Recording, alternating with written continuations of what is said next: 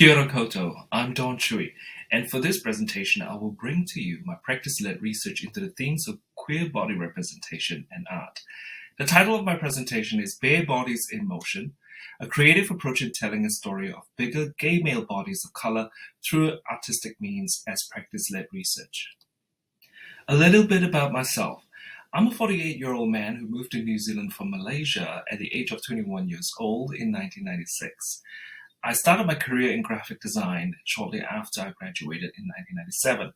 I only became involved with academia in 2011. Now I'm a senior lecturer in media design school teaching media design and user experience. I'm a self-identified gay male and align myself to the bare community within the gay diorama in which this body of work situates in. What is a gay bear, you may ask? The gay bear has certain visual tropes and signifiers. In appearance, most are defined by the presence of facial hair, being of larger size and displaying masculine mannerisms. In recent discourse, the gay bear identity had been aligned with racialized attitudes, and that this concept of urso masculinity rejected effeminate traits and any appearance regarded as femme. This is more pronounced towards people of color and also the bigger bodies, referred to as chubs in the rainbow community. I consider myself one of those who have lived in experiences of being shamed, of being from a different culture, ethnicity, and possessing an undesirable body, as I am from Southeast Asia and of Chinese descent. I chose to frame my experiences in the gay bear subculture because that is the identity that I most resonate with when discussing otherness and masculinity construction, performativity, and visibility. For this artistic inquiry, I relied on my practice as an illustrator and a storyteller to produce artwork using an heuristic approach, gaining deeper understanding and insights to my investigation through practical methods. The methodology underpinning this artistic body of work is reflection in action, and it draws inspiration from research in the lived experience. I began the process of understanding the nature of the inquiry from an artist's perspective as well as an individual whose experiences are enmeshed within the gay community. I drew artistic inspiration from Mu Boyan's sculptural work, titled Fatty in 2013, the artistic work of Arrested Movement by Anthony Patrick Manieri, and Mike Weld and Charlie Hunter's illustrated portrait series Loved. The work also drew on the ephemera, undocumented material, found online, informal discussions and conversations that contribute to the understanding of the issue. Contextually, I referred to the texts from Jason Whitesell, Dwayne Duncan, and Ron Shurisha, whose work talk of body image among gay bear men, and the management strategies employed by bigger gay men in dealing with fat phobia, self-esteem issues, and belonging. The inquiry began with a concept to illustrate the bodies and portray them in a dynamic fashion as an effort in revisualizing bigger bodies suffused with intent and meaning. The design framework took the lead from design thinking. Aside from painting and illustrating, I also considered incorporating augmented reality into the work in order to involve the viewer in getting to assume the role of a participator and not just an observer. I am reminded of an article titled Thinking with Art From Situated Knowledge to Experiential Knowing by Sutherland and Eckert in 2007. The authors suggest that understanding is constructed through engagement between the viewer and the work of art, not as a bystander, but intimately involved through, not by the actions of the artists, but of their intention and their personal values. My process began with having conversations with people within the community. These conversations occurred in private and intimate spaces, in person or online, and often told of shared experiences. I would then sketch as it helps crystallize my thoughts, and it made me consider the probabilities and plan the type of approach I would need to begin the project. As my style of illustration is a highly manual, hands-on process, planning is crucial in the making process, so that I am prepared enough when I apply brush to paper, and do not spend too much time working the kinks out in mid-production and having to rectify errors. I was further inspired by the technique of pixel stretching, and it reminded me of the grooves and texture of the Antelope Canyon found in Arizona, USA, and also the embodied movement of the betta fish, also known as the Siamese fighting fish. It denoted grace in motion, and I wanted to capture that.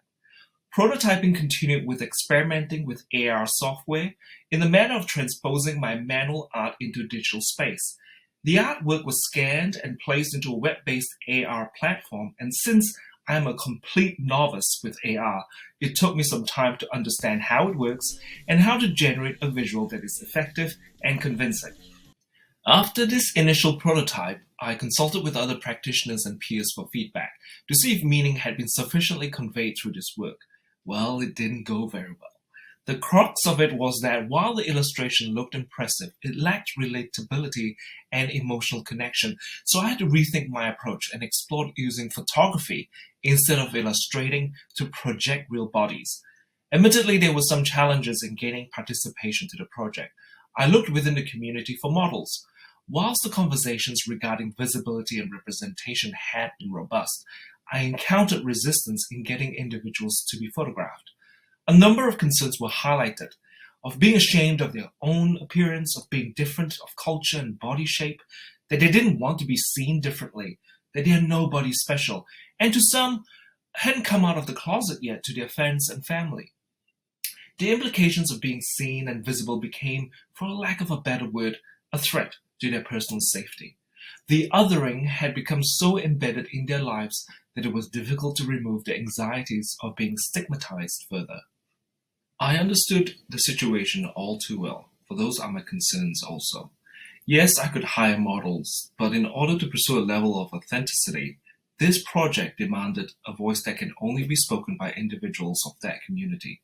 So I moved to a volunteer basis, and through further community engagement, I acquired the models for this project, and this included my own participation as well. It was interesting to note that during the photo shoot, the participants started very hesitantly, camera shy, and unable to follow direction. It took a lot of warming up to have them comfortable enough to be expressive with their bodies.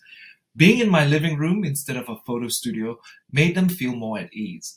When the finalized body of work was shown in an exhibition in Auckland, the participants expressed how the experience had changed their opinion about their own bodies. It motivated them to seek participation in future work. Outlined here is a summary of the design process that followed the photo session.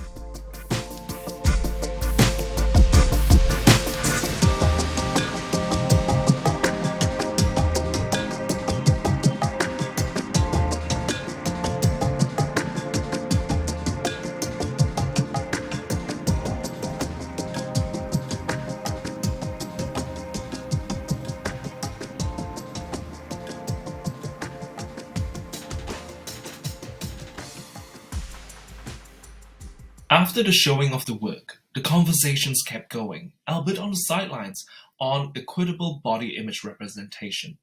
Could this issue be easily resolved? No. To say otherwise is highly reductive, and it simplifies a wicked problem that is inherently complicated and highly nuanced. For now, I hope to be able to continue to further the discussion of body representation within queer communities, paying focus to communities of color. As an educator, and I teach at a tertiary level, presenting my work and talking about my views about who I am within a classroom yielded mixed responses. For the better part, it motivated some of my students to be more empathetic, be reflective, and be accountable of their own achievements. They are cognizant of what research entails, and they get familiar with effective design practice. But I think they also realize on how crucial is journaling, being reflective, and testing, among others, to do good design.